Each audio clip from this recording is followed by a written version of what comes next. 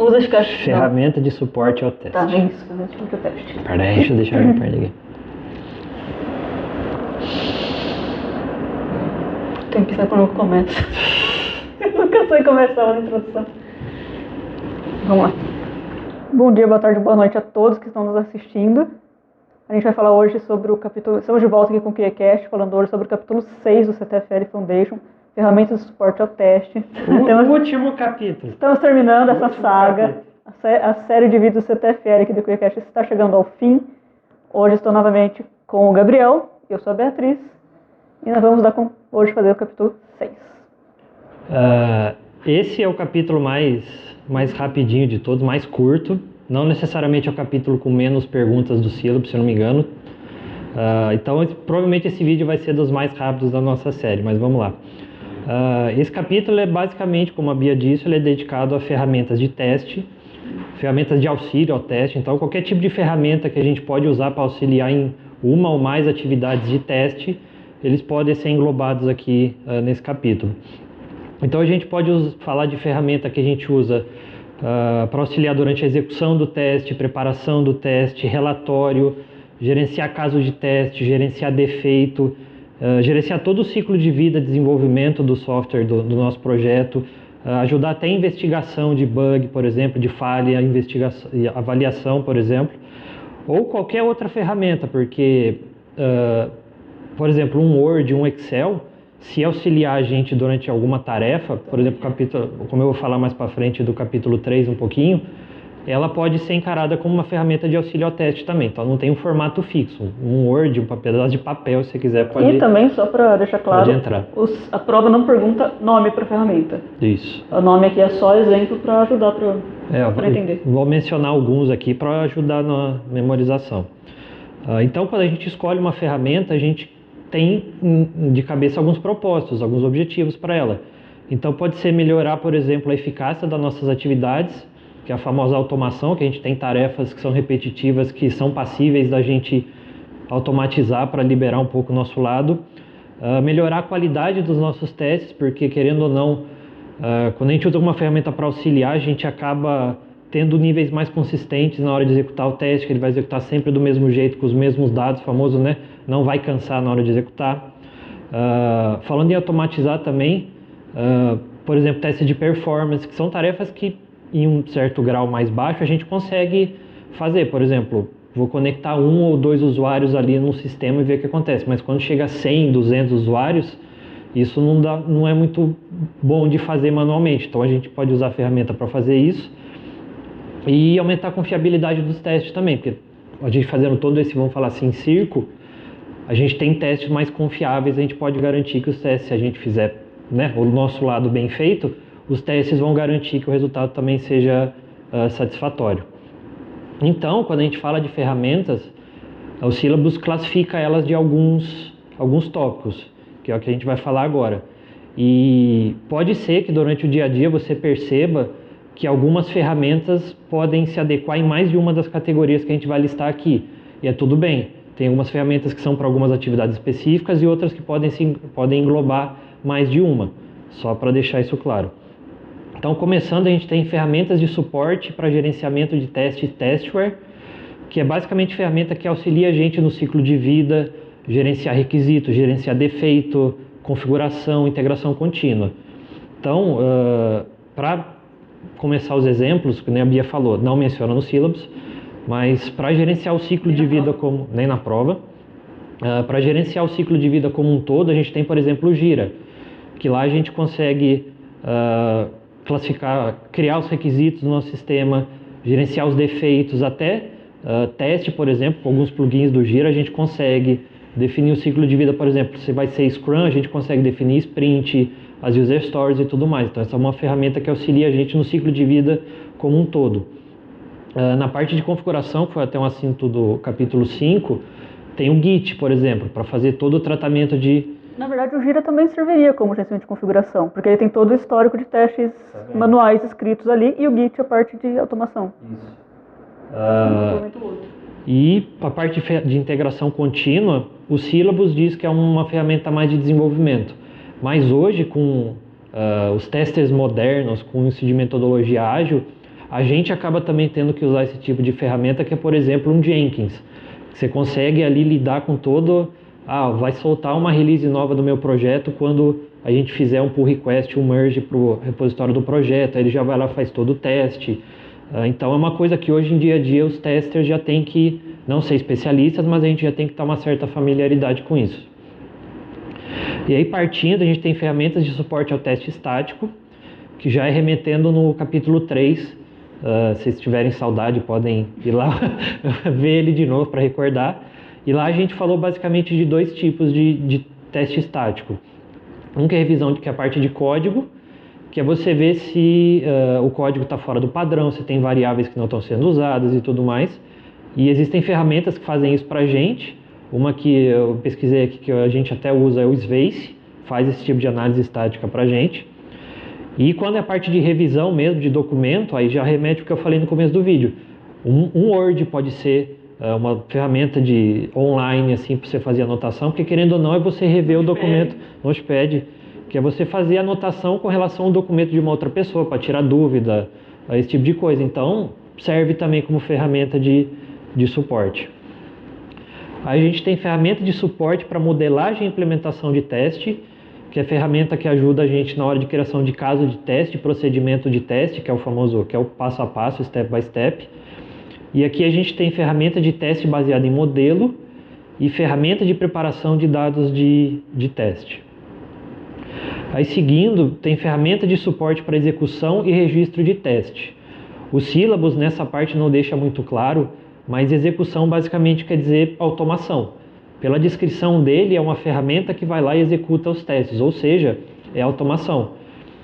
Então, por exemplo, um Selenium, um teste complete, um Appium que vai lá e executa os testes para a gente, como ele fala de registro, também dá um relatório para a gente depois, quantos testes passaram, quantos testes falharam, o tipo de erro que deu. Então essas ferramentas podem entrar nessa categoria de suporte para execução e registro.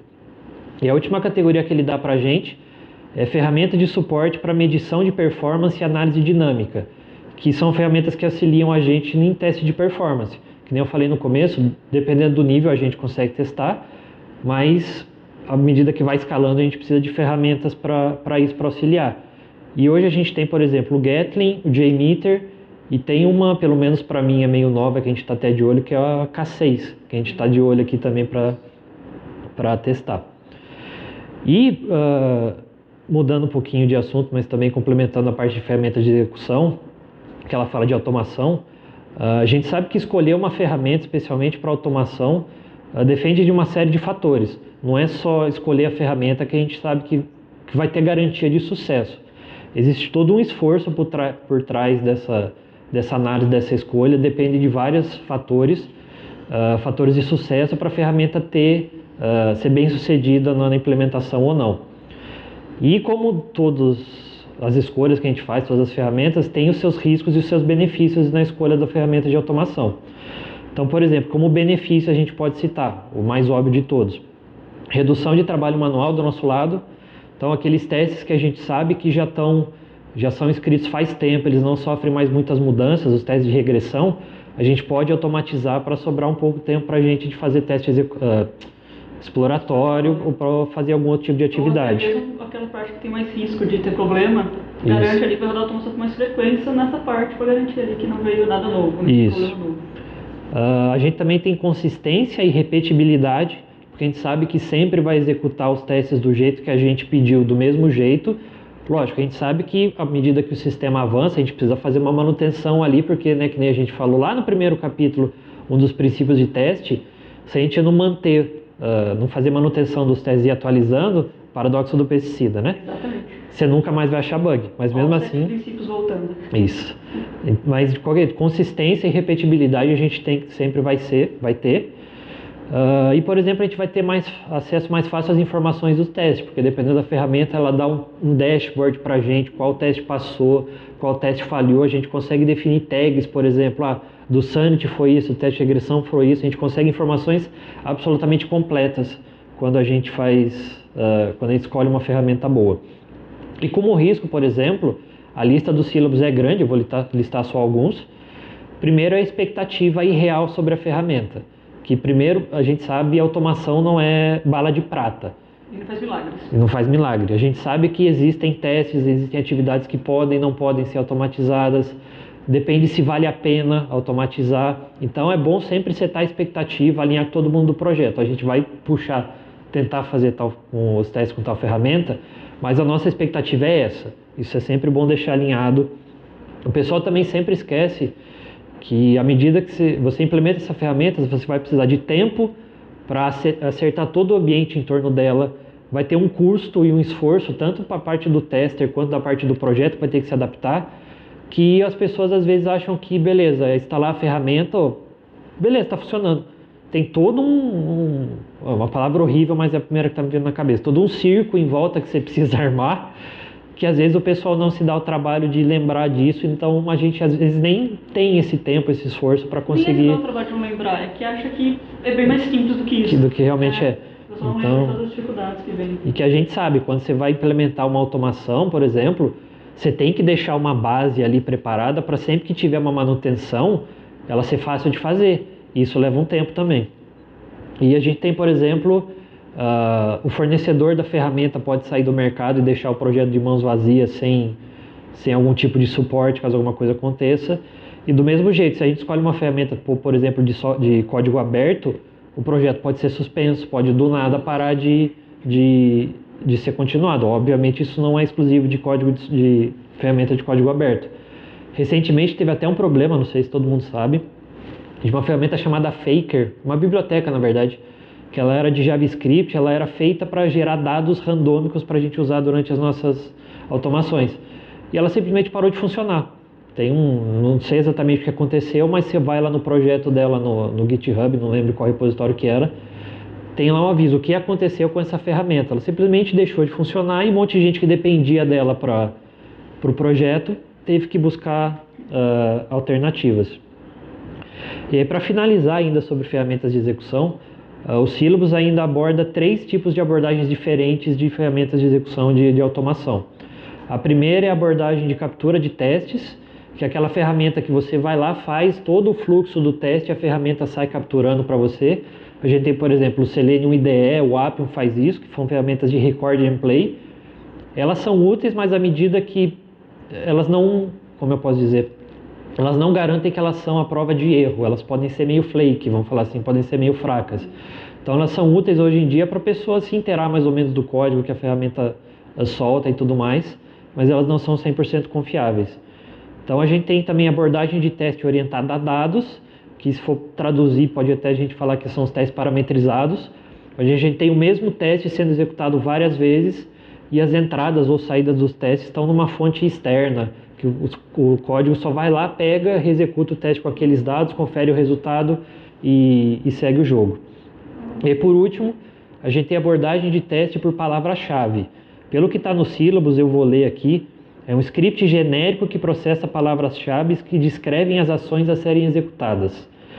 Eu traduzo isso hoje em dia, tem uma ferramenta chamada Robot Framework, que nela a gente pode até falar que ela é codeless, na verdade, que ela tem uma série de palavras-chave, de frases que são perfeitamente legíveis para você conseguir entender o que está acontecendo, e essa palavra-chave, essa frase por trás, tem todo o código das ações que você tem que fazer.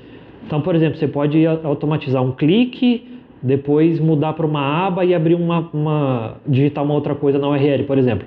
Você não precisa fazer 3 comandos hard-coded na linguagem para fazer isso. Você pode simplesmente falar, faz isso, uma frase genérica ali, e o interpretador já sabe que é aquilo que ele tem que fazer. É uma abordagem que eu particularmente quero estudar ainda, porque eu sei que é muito boa. E todas essas 3 abordagens que eu mencionei, querendo ou não, em um menor ou maior grau, depende da pessoa ter um pouquinho de conhecimento de linguagem de programação, que isso eu só acho meio ruim porque eu não gosto de programar. Mas a minha parte foi, acho que era essa. Para finalizar, a Bia agora... Finalizar com vocês. Falei bastante. Falou bastante, o Gabriel falou bastante. E puxando aqui, de tudo que o Gabriel falou, muita parte, acho que ele já falou aqui, ele já citou... Que assim, como a gente faz o uso eficaz das ferramentas? Tem alguns passos, alguns itens aí que a gente precisa analisar a princípio. Quais são as principais considerações que a gente tem que fazer para escolher uma ferramenta? muitos o Gabriel já citou aqui. A gente tem que realizar uma avaliação do uso real que a gente vai fazer. A gente tem que ver assim, a gente tem que analisar o que pode melhorar e piorar dentro da empresa de software. Porque às vezes a ferramenta não vai só trazer benefícios, pode ser que ela traga alguns malefícios ali. A gente tem que entender qual a tecnologia que a gente precisa. Para que necessariamente a gente precisa disso e qual a tecnologia seria melhor usada aqui. Analisar assim quanto a empresa está disposta a investir. Ela está disposta a pôr algum dinheiro nisso, comprar uma ferramenta paga ou vai usar um open source? O open source, como o Gabriel falou, pode sair do ar, pode perder atualização, podem parar de trabalhar nela, ou, como muita gente pode mexer no código, pode começar a piorar. Então tem que ver tudo isso que seria feito. Além disso tudo, tem que ver também a partir do que eu consegui a ferramenta, e agora? Eu estou treinando alguém da minha equipe para mexer nela, ou eu só falei para todo mundo usar e pronto? Porque tem que pagar também ou consultoria, ou um curso, ou a partir do momento que você pede ali para fazer um teste beta ali, um projeto piloto da ferramenta, às vezes a empresa que você contrata ali para pôr essa ferramenta paga, eles mandam alguém para fazer treinamentos, para dar consultoria, para ajudar. Então a empresa também tem que estar disposta, por algum período, uma ou duas pessoas ali vão ter que fazer esse treinamento, vão ter que se dedicar mais a isso. Então vai perder um pouco, talvez, essas pessoas atuando no projeto de forma manual para aprender a usar essa ferramenta. Além de que a empresa tem que se adaptar à ferramenta. O software tem que se adaptar à ferramenta e não arrumar uma ferramenta que se adapte aos processos da empresa. São vários fatores ali que você tem que levar em consideração para poder, na hora de escolher uma ferramenta e usar essa ferramenta. As dicas maiores seriam sempre entender como funciona, usar o projeto piloto o máximo possível, sempre dando valor ali para qualquer tipo de consultoria, curso gratuito e ajuda que quem entrega esse software oferece, porque muitas vezes as empresas simplesmente põem o software para uso, não dá muito treinamento, não dá nada, e acaba que aquele software não é tão vantajoso assim. Mas não é que não é vantajoso, às vezes você só não sabe tudo que aquele software tem a oferecer, não aprendeu tudo, não treinou todo mundo. Porque também, num projeto com 5 pessoas, não adianta treinar uma só para usar tudo aquilo. Tem que ter mais gente ali para, se um precisar amanhã, não puder vir, alguém puder dar conta, continuar usando aquela ferramenta. Então tem que saber fazer esse acompanhamento mais contínuo da ferramenta. Eu fiz um resumo bem grande dessa parte, porque como falei, o Gabriel tinha citado grande parte, então com isso a gente vai agora fazer um pequeno recap aí do que a gente fez toda essa CTFL série. Fechamos então? Fechamos os 6. Fechamos. Agora vocês desculpem que a gente vai colar mais do que o normal, mas como a gente acabou, né, a gravação, capítulo 6, a gente só vai dar uma passada rápida aqui no que a gente falou em cada um dos capítulos, só para dar um recap mesmo do que a gente falou aqui. Então no capítulo 1, que era fundamentos de teste, a gente falou da diferença entre teste estático e teste dinâmico, o que é erro, defeito, falha, esse a gente sempre falou. Fiquem atentos que esse é um que confunde e cai bastante na prova. Os 7 princípios que a gente mencionou um pouquinho nesse capítulo, quais são as atividades e tarefas de teste e qual a psicologia de teste, como que você deve se relacionar da melhor maneira possível com não só os devs, mas todos os integrantes do time do seu projeto. Vamos alternar? Vamos alternar. No capítulo 2, também um vídeo aí que faz um tempinho já que saiu, o capítulo sobre teste durante todo o ciclo de vida de desenvolvimento do software. Nós falamos um pouquinho sobre teste alfa e teste beta, teste funcional e teste não funcional, confirmação e aceitação, quais os níveis de teste e quais os tipos de teste, os testes de manutenção e seus gatilhos, os modelos de ciclo de vida também. E aí no capítulo 3, a gente trouxe o nosso especialista, o Marcelo aqui. Como é teste estático, a gente acabou relembrando um pouquinho de teste estático dinâmico. A Bia me deu bronca depois por ter relembrado disso, mas eu falei. Então a gente falou sobre produtos de trabalho que podem ser examinados por testes estáticos, os benefícios de teste estático e os tipos de teste estático são as revisões, walkthrough, acompanhamento e walkthrough é a mesma coisa, né? Sim. Mas tudo bem. Você só traduzia. Aqui é escola de inglês também, pessoal.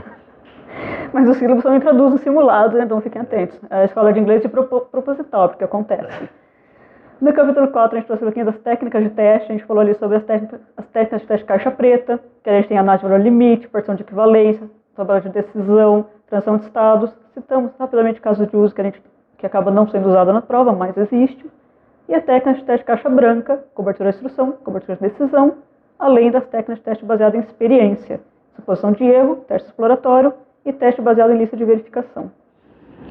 E no capítulo 5, que é gerenciamento de teste, o pessoal comentou, digo o pessoal que não estava presente, o objetivo e o conteúdo de um plano de teste, a estratégia e a abordagem de teste, a diferença de ready and done, critério de entrada, critério de saída, ou pronto e feito, tem vários jeitos de falar, gerenciamento de configuração, os riscos de produto e risco de projeto, gerenciamento de defeitos e a diferença entre as tarefas de gerente de teste e testador num projeto. E hoje, agora que a gente acabou de falar das considerações sobre a ferramenta de teste e o uso efetivo de ferramentas. E um agradecimento extra aqui a todo mundo que ajudou na participação. Nessa série do CTFL, a gente teve ali no capítulo 1 o Ricardo Baú ajudando a gente, no capítulo 2 o Rafael Facanali, no capítulo 3 o Marcelo Coit e o Vinícius Camacho, e no capítulo 5 a Rafaela Gomes e o Guilherme Nopp. E ela pulou o capítulo 4. Que foram Capítulo nós. quatro Capítulo 4 teve ninguém, só verdade, nós. foi nós. Obrigado pra mim, obrigado pra Bia. Eu agradeço a Bia. Nos agradecemos Nos também. agradecemos agora. Nosso editor, sonoplasta, cameraman e tudo mais. Leonardo Nesso também. Tá ali, nem tá prestando atenção. Ele tá pedindo que não estamos prestando ouvindo atenção. aqui do nossa linha ao lado. É. E o John também. Nosso querido Jonathan, que também ajuda o Léo e a RGB aqui no backstage.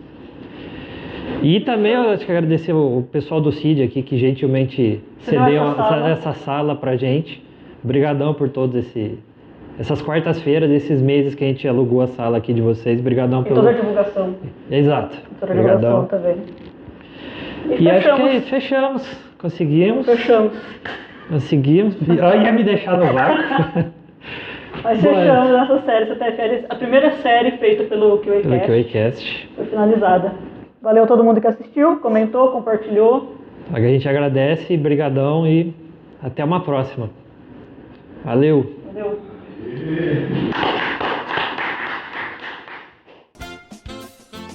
Você ouviu ao QAcast, o podcast de QA Test.